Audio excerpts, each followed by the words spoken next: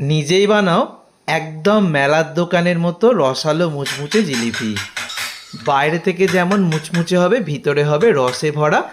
আর তৈরি করতে কারোর কোনো ভুল হবে না। পুরো রেসিপিটা একদম মন দিয়ে শেষ পর্যন্ত দেখতে থাকো।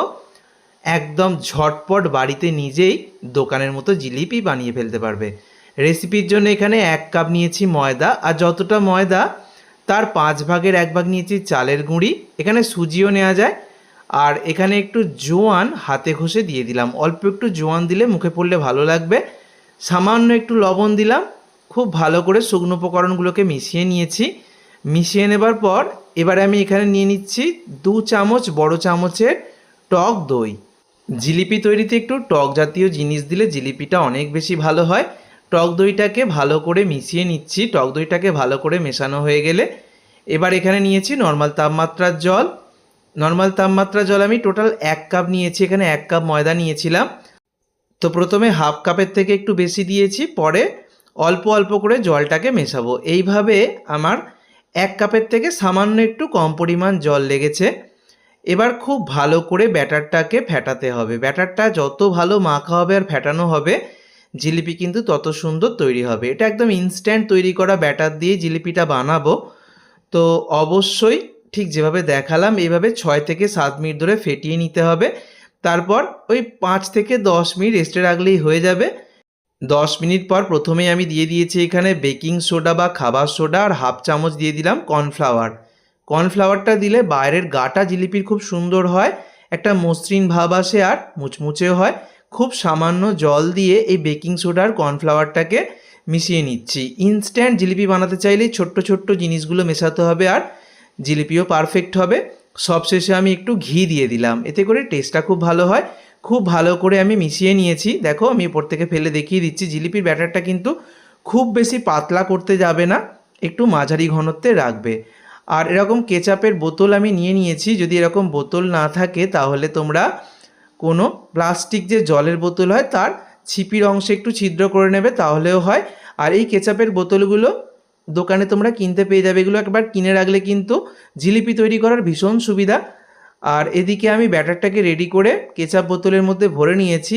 আর এখানে 1.5 কাপ দিয়ে দিলাম চিনি, আর 1 কাপ দিয়ে দিচ্ছি জল। 1.5 কাপ চিনির জন্য 1 কাপ জল দিলাম। তো এবারে দুটো এলাচের মুখ ফাটিয়ে দিয়ে দিয়েছি।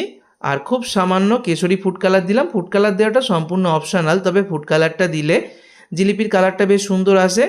তো চিনিটা গলে গিয়ে শিরাটাকে জাস্ট 2 মিনিট আমি জাল দিয়ে নিয়েছি। আমি গ্যাস অফ করে দিলাম আর দেখিয়ে দিচ্ছি, কোনো তারের শিরা হবে না, হাতের মধ্যে একটা চটচটে আঠালো ভাব আসবে।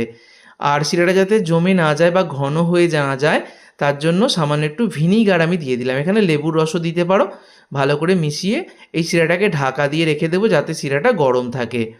তো এদিকে দেখো আমি তেল ভালো করে গরম করে নিয়েছি ফ্রাইং প্যানের মধ্যে জিলিপি ভাজার জন্য। তারপর গ্যাসের ফ্লেমটাকে মিডিয়ামে করে দিয়েছি। জিলিপি কিন্তু এখানে খুব বেশি ডুবো তেল দিইনি। তো এখানে দেখো আমি ফ্রাইং প্যানের মধ্যে তেলটাকে ভালো করে গরম করে নিয়ে এবার ওই কেচাপের যে জায়গাটা সেটা থেকে প্রেসার দিয়ে এইভাবে জিলিপি আমি শেপ দিয়ে দিচ্ছি। দেখো মেলার দোকানে যারা জিলিপি বানায় ওরা আড়াই প্যাঁচে বানায়, তবে এখানে বাড়িতে পছন্দ মতো বড় ছোট যেরকম খুশি বানাতে পারবে। তো ওরা প্রফেশনাল হয়, আমরা বাড়িতে একদমই নিজেদের মতো করেই বানিয়ে নেব। আর দেখো জিলিপিগুলো বেশ সুন্দর হচ্ছে। ব্যাটারটা পারফেক্ট হলে একদম সুন্দরভাবে এই জিলিপিগুলো তৈরি হবে। প্রত্যেকটা জিলিপি একদম পারফেক্টভাবে এইভাবে হয়ে যাবে। তো দেখো নিচের দিকটা হয়ে গেলে জিলিপিগুলো উল্টিয়ে নেব। তো জিলিপিগুলোকে বেশ লালচে করে ভেজে আমি তুলে নেব। এইভাবে সমস্ত ব্যাচে জিলিপিগুলো ভেজে নেব। আমি 5টা প্রথম ব্যাচে ভেজে নিলাম। তো দেখো কতটা সুন্দর দেখতে হয়েছে জিলিপিগুলো, আর বেশ মুচমুচেও হয়ে গেছে। দেখে তোমরা বুঝতে পারছো জিলিপিগুলো কিন্তু অনেক সময় কি হয়, তেলটা একদম যদি কম দাও সেক্ষেত্রে যেটা সমস্যা হতে পারে, জিলিপিগুলো কিন্তু এত সুন্দর ফুলকো ফুলকো হবে না, সরু সরু হতে পারে। আবার যদি তেলটা অতিরিক্ত বেশি দিয়ে দাও সেক্ষেত্রেও একটা সমস্যা হতে পারে, তেলে ছাড়তে অসুবিধা হতে পারে। আর ব্যাটারটাকে কিন্তু একটু অবশ্যই ঘনর দিকে রাখবে। ঘনর দিকে ব্যাটারটা রাখলে কিন্তু জিলিপি ভাজতে সুবিধা হয়। মেলার দোকানে যারা জিলিপি বানায় ওরা প্রফেশনাল হয়, তাই ব্যাটারটাকে একটু পাতলা করে, তবে বাড়িতে পাতলা করলে কিন্তু রাখা যাবে না। আর শিরাটাকে অবশ্যই মিডিয়াম গরম রাখতে হবে। জিলিপি ভেজেই সঙ্গে সঙ্গে তেল থেকে ছেঁকেই মিডিয়াম গরম শিরার মধ্যে দিয়ে দেবে। খুব বেশি অতিরিক্ত শিরা যেন গরম না হয়, মিডিয়াম গরম শিরা হতে হবে। আর শিরার মধ্যে ওই 10 থেকে 20 সেকেন্ড চেপে রেখে শিরার মধ্যে তারপর তুলে নেবে। তাহলেই তৈরি হয়ে যাবে একদম রসালো মুচমুচে জিলিপি। জিলিপি সুন্দরভাবে রস টেনে নেবে, অথচ বাইরে থেকে মুচমুচে থাকবে। রসটা যদি অতিরিক্ত গরম হয় জিলিপি কিন্তু নরম হয়ে যাবে। তো এই ছোট্ট ছোট্ট জিনিসগুলো কিন্তু অবশ্যই মাথায় রাখতে হবে। জিলিপিটা তেল থেকে ভেজেই সঙ্গে সঙ্গে গরম শিরায় দিতে হবে, তবে শিরার যে গরম ভাবটা সেটা মিডিয়াম গরম হবে, তাহলেই হবে এরকম রসালো মুচমুচে জিলিপি। অবশ্যই বাড়িতে তৈরি করো। ধন্যবাদ।